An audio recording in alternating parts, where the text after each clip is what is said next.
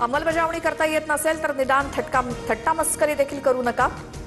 मुख्यमंत्री फडणवीसांकडून विरोधकांची कानउघडणी, 6 महिने मोदींच्या आवाहनाला पाठिंबा देण्याची विनंती। पंतप्रधानांच्या आवाहनाची थट्टा नको, कोरोनाच्या महासंकटातनं मोदींनीच देशाला सावरलंय। शरद पवारांनीही सकारात्मक भूमिका घेतली आहे। उपमुख्यमंत्री शिंदेंकडून विरोधकांना कानपिचक्या। पंतप्रधान नरेंद्र मोदी आणि अमित शहांच्या ताफ्यातील वाहनांमध्ये घट, इंधन संकटाच्या पार्श्वभूमीवर मोठा निर्णय। देशहितासाठी मोदींकडून इंधनाचा वापर कमी करण्याचं आवाहन।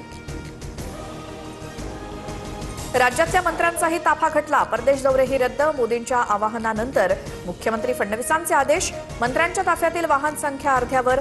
दरम्यान उपमुख्यमंत्री शिंदेंकडून इलेक्ट्रिक वाहनाचा वापर।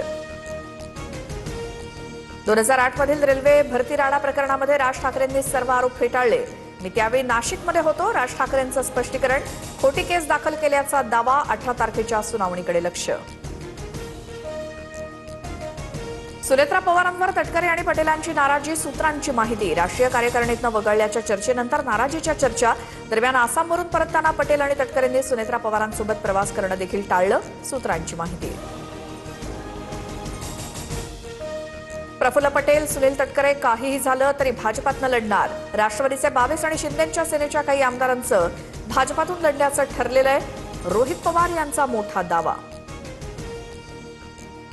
नीट पेपरफुटी प्रकरणातील संशयित आरोपी शुभम खैरनारला 2 दिवसांचा ट्रान्झिट रिमांड। सीबीआय संध्याकाळी शुभमला दिल्लीमध्ये घेऊन जाणार, उद्या सीबीआय कोर्टात हजर करणार। दिल्लीमध्ये अखिल भारतीय विद्यार्थी परिषदेचं आंदोलन, एनटीएच्या कार्यालयाबाहेर जोरदार घोषणाबाजी, तर पुण्यातील बालगंधर्व चौकात पवारांच्या राष्ट्रवादीचं आंदोलन। नीट परीक्षेतील गोंधळाचा निषेध। साताऱ्यात वादळी वाऱ्यासह मुसळधार पावसाची हजेरी, वाडेफाटा परिसरामध्ये झाड कोसळलं, तर 4 दिवसांच्या विश्रांतीनंतर भंडाऱ्यात पुन्हा पावसाची हजेरी। धान पिकाच्या कापणीचा हंगाम सुरू असल्यामुळे शेतकरी चिंतेत।